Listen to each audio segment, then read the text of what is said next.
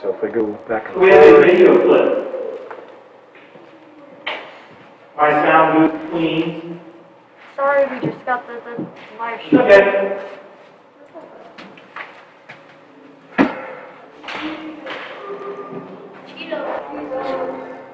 So I came down to, I just closed it out, opened it back up, came down to add input, some more, and brought up a fuller lyric, and then I picked the camera and I think HDMI for input on the camera. This is Blackmagic design. Yeah. Then I picked under that HDMI for the input for that camera, and then it popped in. So I'll have to look at this. If it's for tonight, I'm not going to have, I'm not going to see tonight when I come back and What, you gotta take off? Of course. Have you ever seen? No, but they're I need to make sure it's Yeah. They are sealed. They're do you have the correct record that you use? It's like that. I bought these last week. Yeah, you can try client services on the 6th. Never mind. Let's keep them. Jesus. Let me just get a bag. Sure. So everybody looking at that from YouTube to see if it's coming through. No, but I was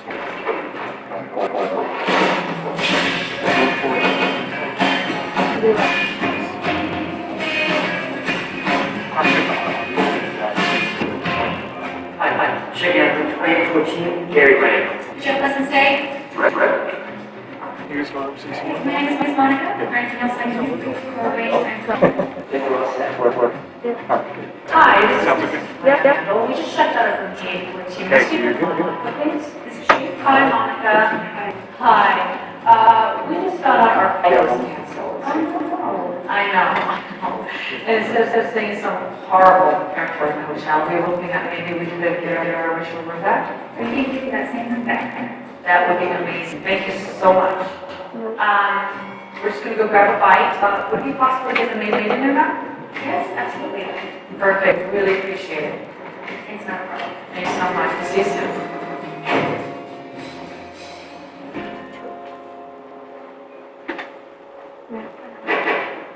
Just read what you're down. Hi. I'm so sorry. Can you finish up later? I just have to go. Of course. Thank you so much. Have a great day. Bye-bye.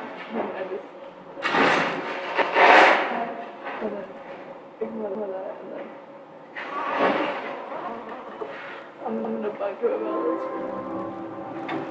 Okay. How many different things did she steal in that short clip? this. All of them. She walked into the store and picked things up and then pretended that they were things she already bought and got a bag and walked out of the store, right? She walks in and she literally says, I'm going to steal their room, making people think that she's somebody else. She stole their identity, really. She uses their credit card to pay for the room, and then you see her steal a coat and a bag of stuff, and then she literally walks by the housekeeping cart and steals the cart in her little bag. Like the video audio one. It's a movie. The movie's all about stealing. Oh, it's coming through the camera, I think. That's all they do is they steal things. There's lots of movies like that. People actually do that. That's part of their way they live. Everything they do revolves around stealing from other people. Now, most people in the world don't do that. Most people don't see that as that degree of stealing. So what does Martin Luther have to say about stealing in the small catechism? This is what he writes.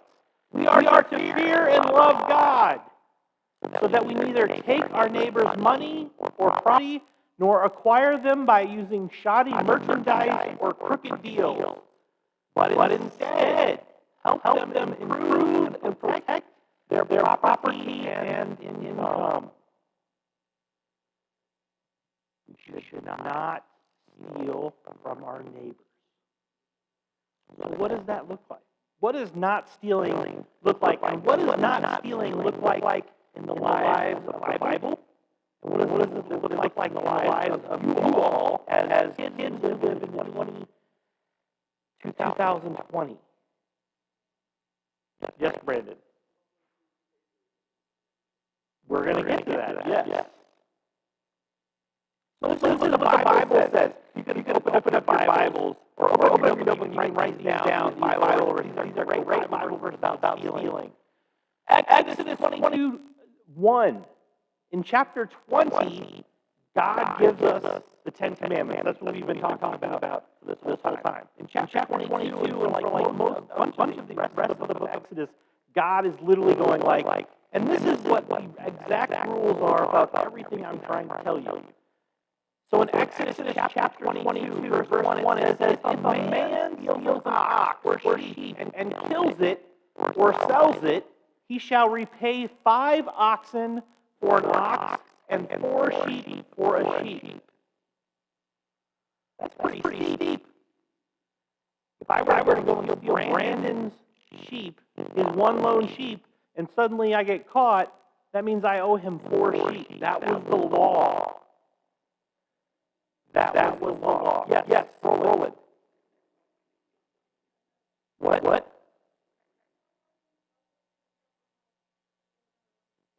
I don't know. But you might not have any sheep. You steal his one. Then when you get caught, like now owe him 4 sheep. Is that a good deal for you? To steal one sheep and have to pay 4? No. Getting caught for stealing is never a good thing. Stealing is never a good thing. Payment you have to put backwards is never going to be fair on your end. Yes. You want to put a sign up that says, steal my sheep. I want you to steal my sheep so that I can get more. As long as you catch them, right? Roll it. What's your question? Well, you don't get caught. You don't get caught. Right? But the point of this is they make it so it hurts you if you get caught. If there was no punishment, people would be like, I'll just steal it. Brody. Well, they probably have to go and come back then. They would probably have to go in servitude and work that amount of money off for that person.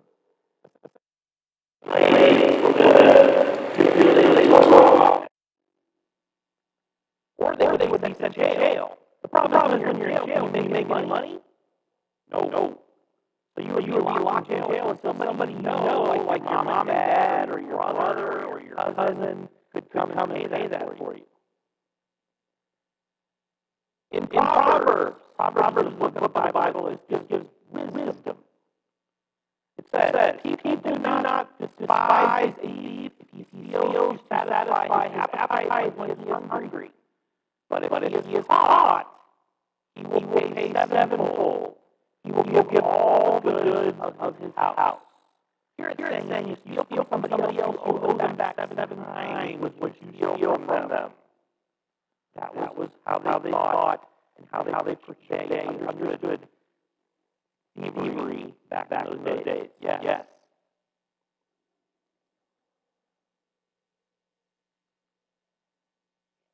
Yep.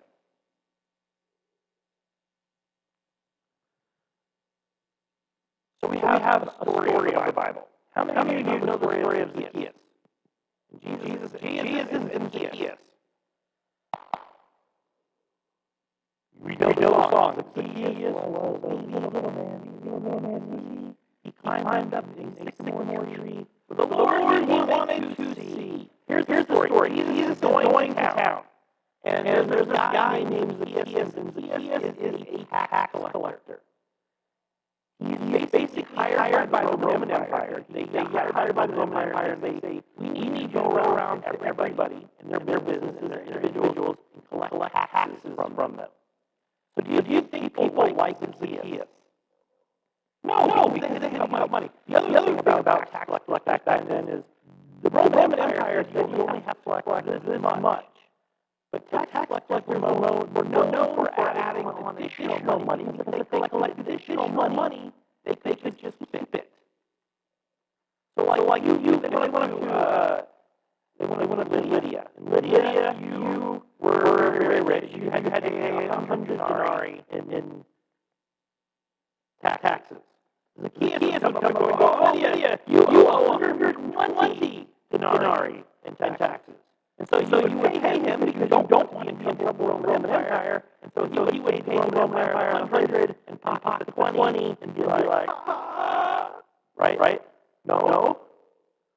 So that was Zacchaeus. Nobody liked Zacchaeus. But Zacchaeus heard Jesus coming to town. And he heard there was a great guy named Jesus. He wanted to give him. He's a short little dude. So he's a short dude nobody likes. And so there's a huge crowd. And so he climbs up inside one of these trees and looking down so he sees Jesus. Jesus comes up and walking with all these people. And he comes up and sees Zacchaeus up in the tree and says, Zacchaeus, you come down. Because I am going to go to our house. And I'm going to have lunch.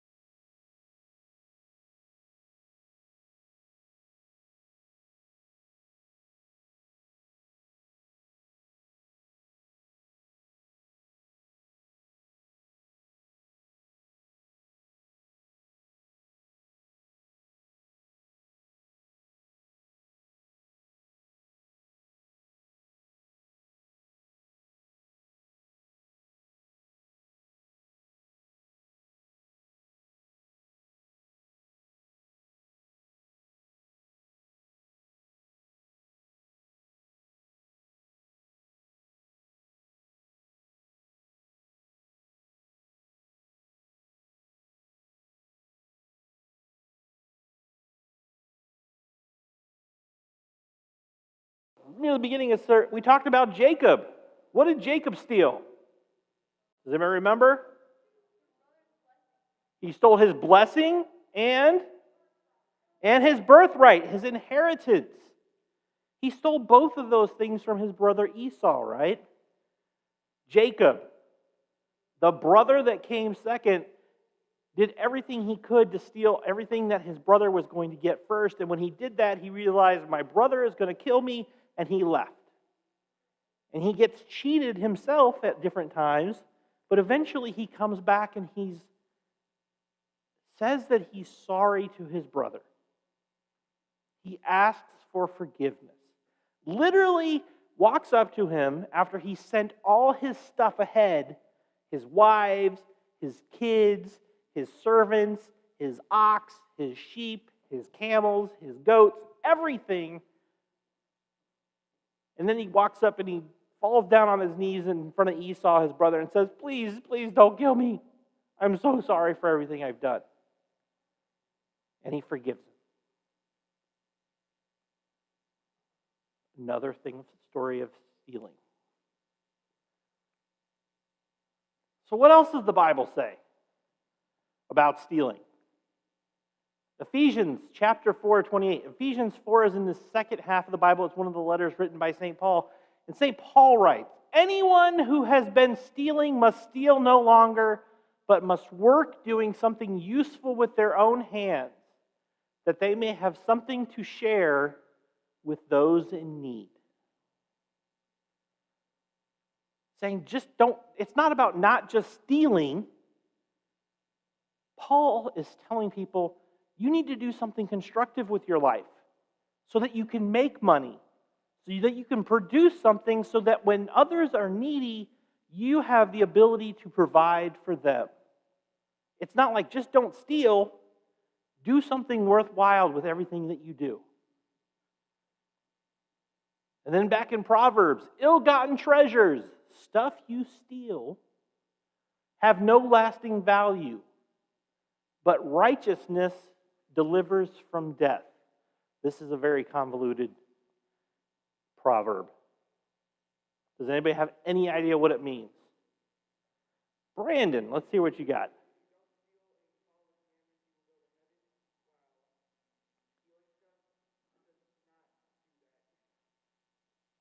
That's pretty, yeah, that's a good thing.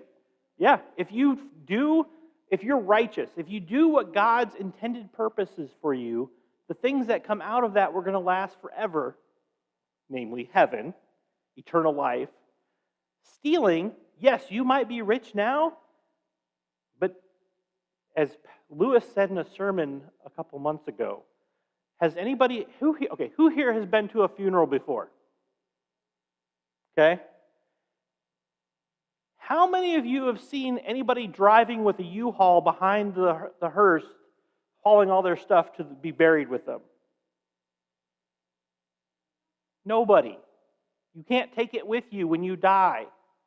It's not like the ancient Egyptian pharaohs, right? They would build these gigantic pyramids so they could carry it, take all their stuff with them, all their gold and treasure, right?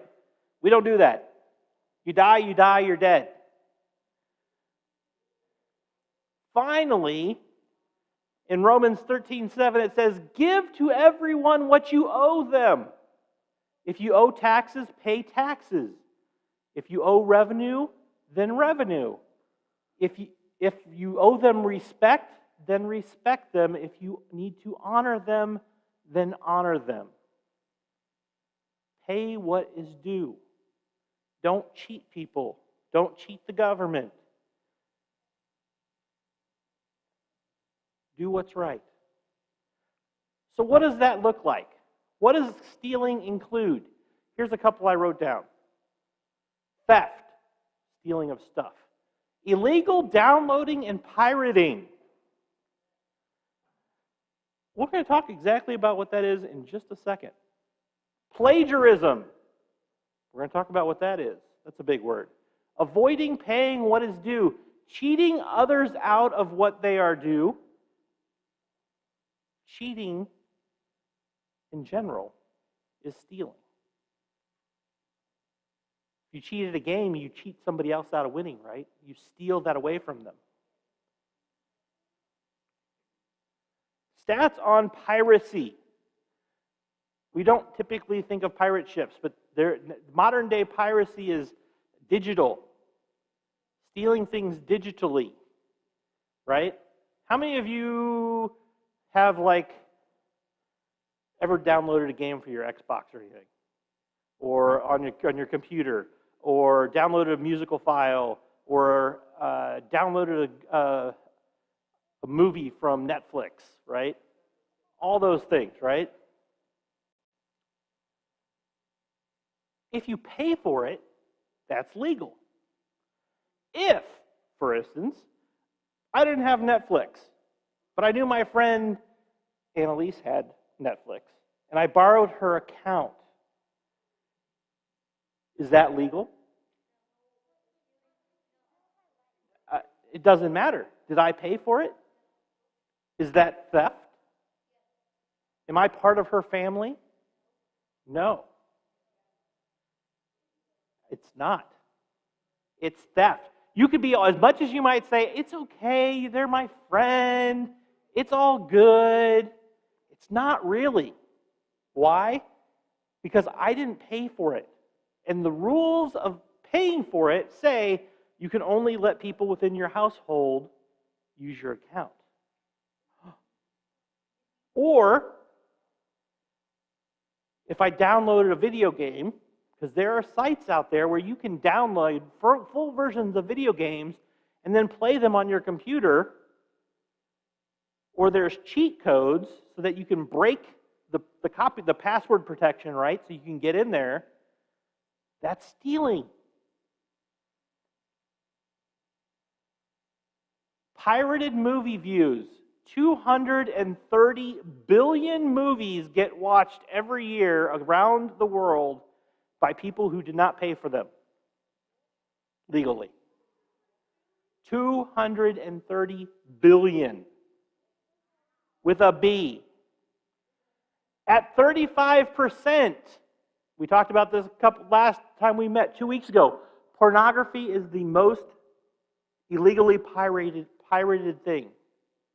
There are sites out there where they steal from people who show pornography. It's the most commonly downloaded thing illegally. So you're doing basically two things wrong, right? Millennials are the most likely generation to pirate stuff digitally. Why?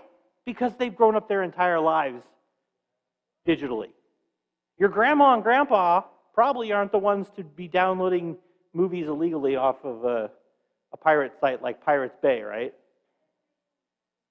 Millennials, that's like Lewis's age. So, yes.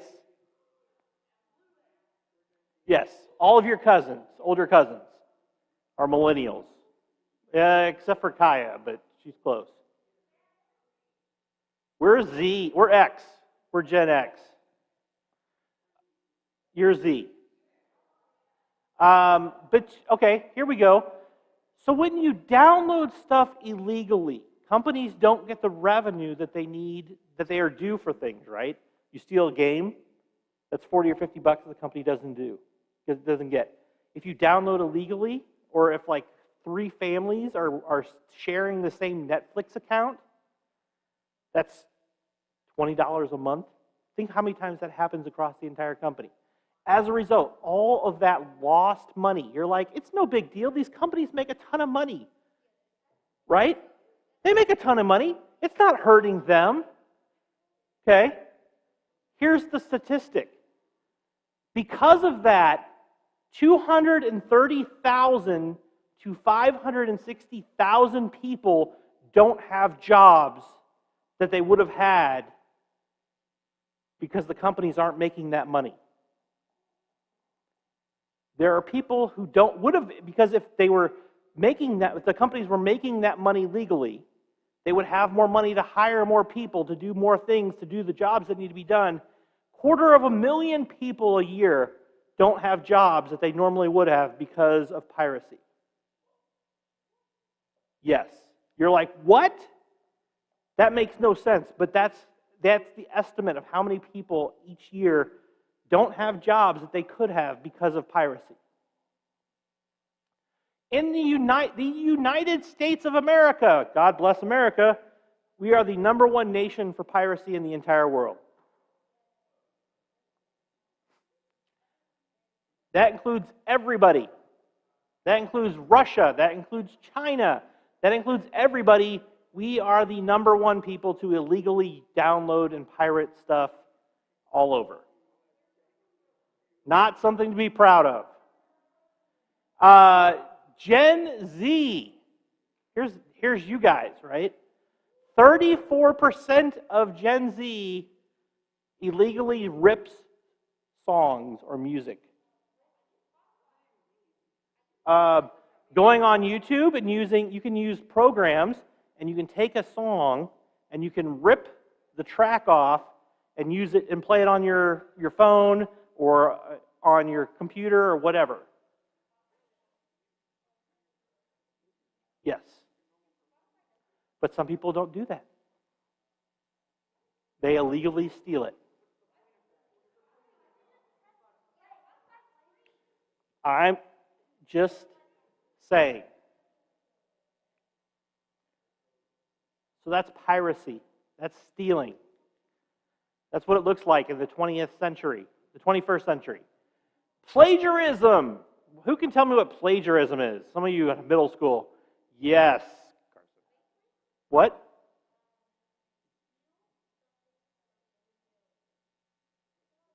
Close. It is true, but I'm talking about a specific type of stealing. Use their what? Yes. Yes. You take what somebody else has written or created and you use it as your own. Brandon!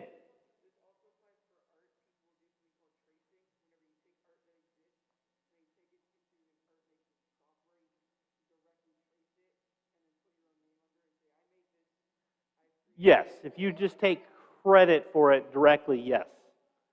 You are correct. So,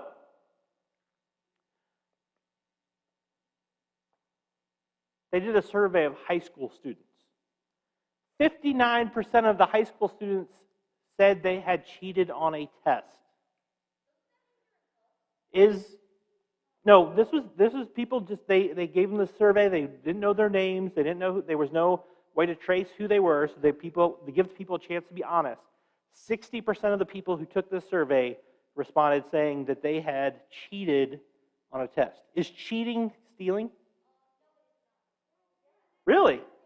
Did you come up with that answer?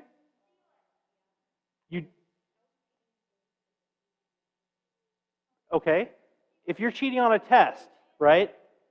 If you and Lily are sitting next to each other and you don't know the answer and you copy her answer that she studied hard for, right? You are stealing her answer.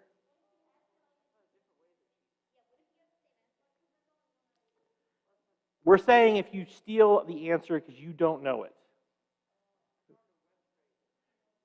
So, 60% of high school students say they've cheated.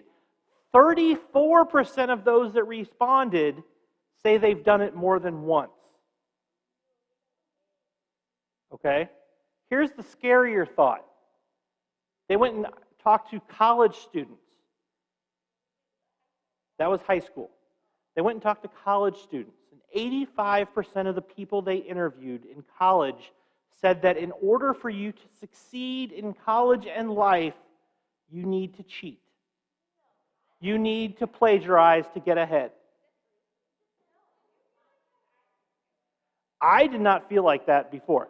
But there is the amount of pressure on college students to succeed and the job market. They say that the people who do, that doesn't mean necessarily 85% of them cheat, but 85% say that those who cheat are more likely to get ahead. They're more likely to do well, and that it's almost a necessity to do that, to plagiarize, to steal answers, to do whatever you can to get ahead. That's scary. This is a survey they did of college students, kids who are like 18 to 22 years old, who said that the only way to get ahead in life is to cheat. This is bad. So why is stealing bad?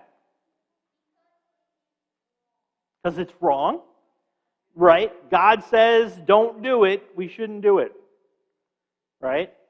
What else, Brody? Why do you think stealing is bad?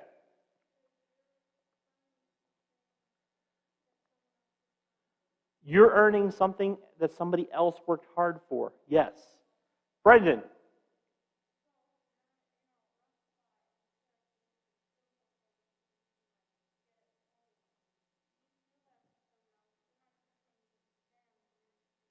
You may just be trading your situation to putting it on somebody else. That is correct. These are all perfectly great examples of why this is bad. This is the things that I want you to remember, okay? If there's nothing else you recall from Chad talking about the Ten Commandments and talking about stealing in particular. 1, when we steal, we are playing God. Right? When we steal, we are playing God. What's the first commandment? The first commandment, not the first word, the first commandment. Yes. You shall have no other gods before me. Right? If you're the one who feels that your way of making decisions is the best way, and you're playing God, are you breaking another commandment besides just stealing? Well, if I steal, you basically are saying, and this is where I'm going to get into this, okay? I'm going to explain how I mean that. Because here's the big thing of the Ten Commandments. Very rarely will you break just one commandment. You will often at least break at least two of them. I can tell you almost every sin breaks two. Most break at least three of the Ten Commandments. Here, I'm going to give you an example. Okay, so here's why I'm saying this. When we say that God is not giving us enough, right? If you're like, you know what? It'd be really easy to steal that Nintendo Switch from that stupid kid in school. He doesn't really need it. He's rich. His mom and dad will just buy him another one. My parents, my dad's out of work. I can just steal it. It's no big deal. Nobody will notice. They'll just get a new one, right? We're telling God that we don't trust God. We don't trust that God's going to provide enough for us. We are being God. We are the ones saying, I know what's best for me. God doesn't know anything. That's making yourself greater than God, right? Breaks the first commandment. When we are saying, when we say that, when we steal things, if we steal somebody's boyfriend, or if we steal somebody's test answers, or we copy somebody's test, or we copy somebody's paper, did you know there are literally websites on the internet where you can go and you can download and pay somebody like $10, $15, $30 for a paper? You can. And turn that in as your own. Is that stealing? Yes. No, but you're stealing somebody else's words. You didn't actually come up with those thoughts. You didn't actually do the work. You didn't actually do the research. And you hand that in to your teacher and said, here's my paper.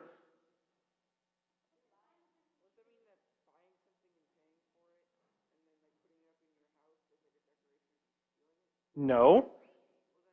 Because you're saying, this is something I created.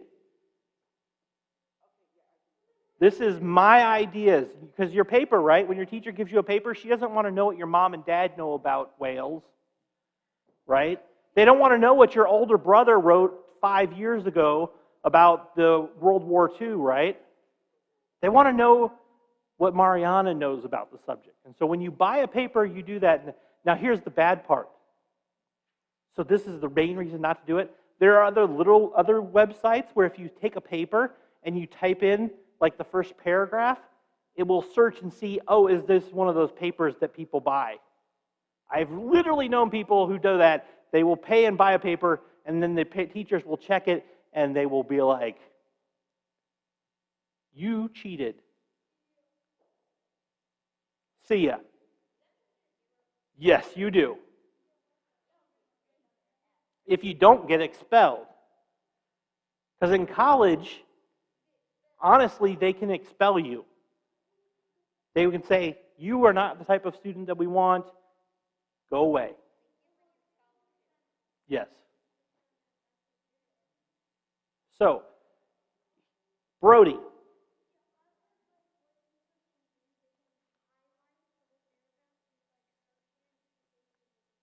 Yes, it can. Because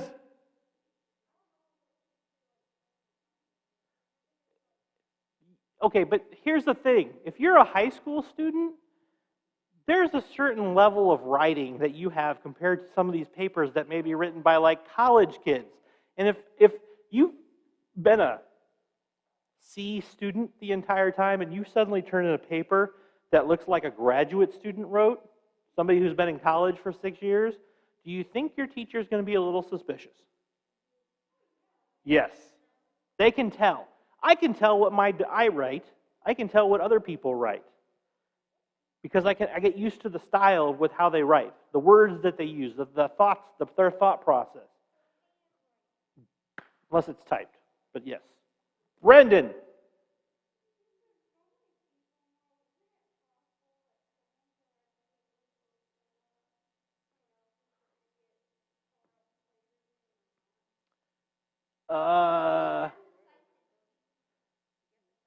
Yes.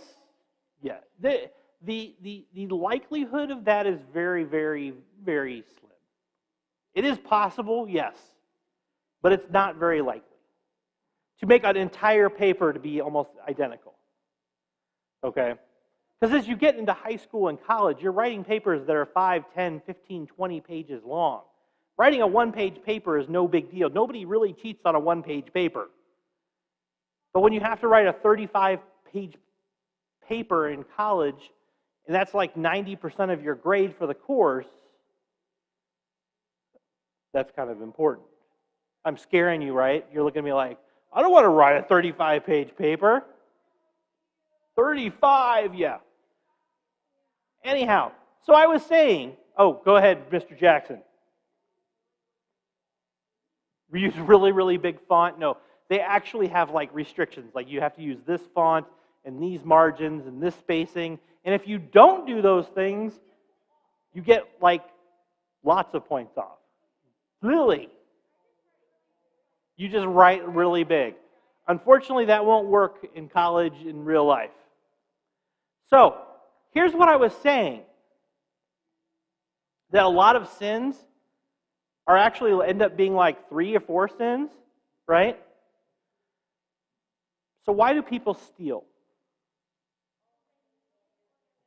Sometimes they need it. Sometimes they want it, okay?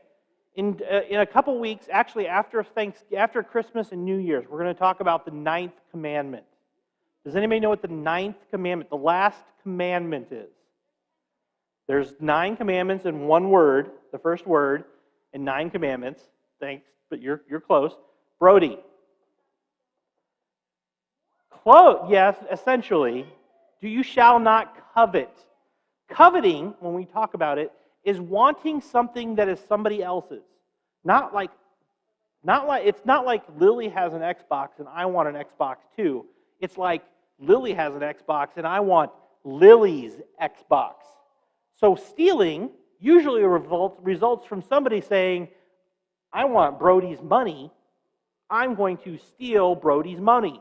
You've now committed 2 sins. Now, if you're doing that, you're basically telling God, screw you, I know better than you, God. So you're committing at least 3 sins. Adultery, you see somebody else that somebody else is dating or something, you want them, you do that, right? Now, then you're doing, yes, but you're also telling God, almost every time, you're telling God, you don't know right, God. I'm the smart one. Now, here's the other thing about all these sins. Next week, we're going to talk about the next sin. The 8th commandment. Do you know what the 8th commandment is?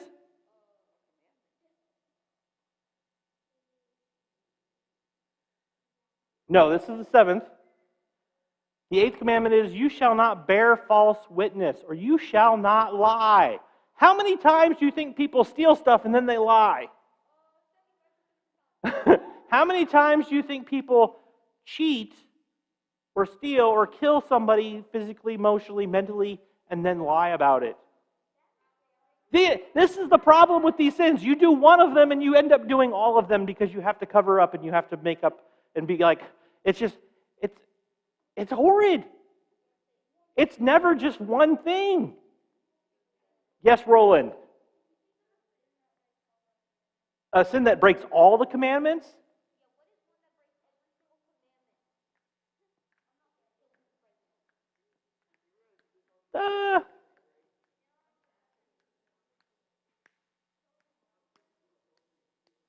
Not really. Because it's hard to do ones like, how does something like stealing deal with remember the Sabbath day and keep it holy? I mean, you could do it on the Sabbath day, yes. I mean, you could always come up with some strange excuse like you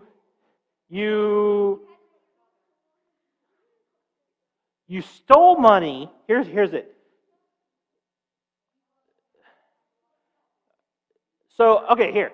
So here's an example. This is a fake story. this is me making this up, Lydia sees this cute boy at school. And she's like, I want him to be that boyfriend. So she's coveting him. So then she steals him, but she realizes in order to make him like her, she needs to, like smell nicer and wear nicer clothes. So she goes and steals money from her parents, which is dishonoring her mom and dad. And she does it on the Sabbath, and as she's getting caught about it, they ask her about it, she lies, and then she's like, she uses the Lord's name in vain to curse. Whew. And she has, because the person that she stole from, she's hurt them emotionally, right? She's hurt them socially. You've literally broken all the commandments. Yes. Oh, I'm sure people have done that. I will guarantee you that. I will guarantee you that people have done that. So, going back to what Martin Luther has to say about stealing, at the end of his thing, he wraps it up. He says, don't do all these things. Don't cheat people. Don't be fraudulent. Don't, try to swindle them out of their money. But, and as Luther always has a but, because he's always saying, it's not about just don't do this thing. You now have to do this thing instead. He says, but instead, help them and improve and protect their property and income. He's literally saying, you have to protect the people around you. You have to do everything you can to make their lives financially better. That's tough. Because a lot of times we're barely worried about ourselves, right? I mean, most of you don't have jobs. Most of you don't have to worry about having a house or food like that. It's tough. I will tell you, it is tough being a parent because kids are expensive. Right, Brody? Isn't that what your dad always tells you? Yeah. Kids are expensive. So we get worried about raising our families and keeping our houses good and all those things. But God is saying, you got to look out for your neighbor. You got to protect their stuff. You want to be that neighbor. When you see somebody trying to steal from your neighbor, you call the police. You walk out and say, "Hey, what are you doing? Why are you stealing those boxes off their front door? You're not my neighbor, Joe." Right? When you see somebody at school breaking into their friend's locker and stealing stuff out of there, you say something. When you know somebody's like, "Hey, look, I got this, I stole this from so-and-so," you tell somebody. Is it hard? It's hard. It's very hard. None of these things that God tells us to do is easy. But that doesn't make it, that means it's probably the right thing to do. When Jesus talks about it, he says, the things I ask you to do are easy. If everybody does them, if everybody was looking out for their neighbor, life would be really easy. If everybody was respectful of their parents, you wouldn't get sucked into doing things. I will admit, when I was a kid, there were times where I did things that disrespected the rules my parents had outlined. Why? Generally, why? Almost every time it's because one of my friends would be like, "Hey, let's go do this thing." I even remember having a conversation with my friend Chris once. I'm like, "Dude, we probably shouldn't go." And he's like, "It's okay." I'm like, "Your parents aren't going to be happy." He's like, "They won't know." And so I went along with him. And we went to a party that we shouldn't have been at, which made us late. And then we had to drive really, really, really, really fast to get back, so that we could get back by the time we were supposed to be back in curfew at his house, because I was spending the night. And so we literally stopped, like, we're driving back, and we're like, we got to have a good story of why we're late, because we ended up being late. So we stopped at the video store, like 3 blocks from his house, ran in, grabbed the first movie we could see. This is when you didn't have Netflix. You had to, like, literally go to a store and buy, like rent a DVD or a VHS tape. Yes, but they didn't have boxes. You had, like, stored. You had to walk through all these aisles. Oh, it was tough. So we literally ran in there, grabbed one of them, took it, ran in his car, sped home. We got there like 4 minutes. Like, we just couldn't decide on what movie we wanted to watch.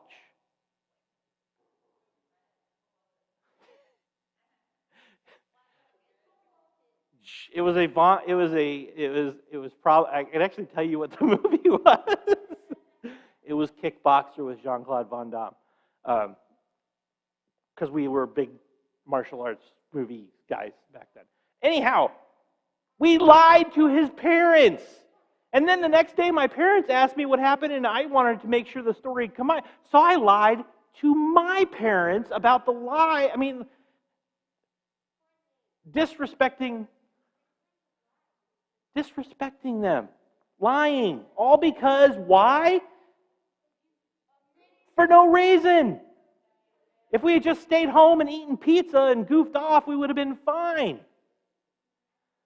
Yes, Annalise. Did they actually find out the truth? No, they didn't find out the truth. But I told them eventually.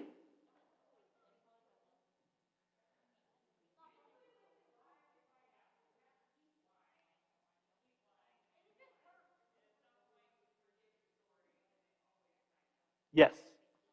Because to keep it a secret, no matter what you do, here's the biggest thing I want you to understand. Once you start lying about something, you're going to have to lie about it many, many, many, many, many times to keep it covered up. The bigger the thing you lie about, the more you're going to have to lie to keep it straight. And the problem with the more, and just like Kara said, the more times you tell lies, it becomes harder to tell, like, did I tell mom this story or did I tell dad this story? And what did I tell my sister? And what did I tell my best friend so that next time they come over and they mention the fact that we went to Dairy Queen, and my parents will be like, you didn't say you went to Dairy Queen. Now, you've got to have, I mean, that's the problem with lying. We're going to talk about it next week. We're going to talk about lying. Yes. When you tell the truth, you only have to worry about knowing one thing. That's the truth. So, small group discussion. Here is your assignment for small groups. So here, this is how the world's, like, how fast the year's going. This week we talk about the 7th commandment, right? You shall not steal. Next week we're going to talk about the 8th commandment. Yes. Then we have one more class period after that, and then we go on break for Christmas. We have next week, the week after that, then you guys are off for 2 weeks for Christmas and New Year, and then we come back and we do the last conversation about the 10 Commandments, which is on coveting.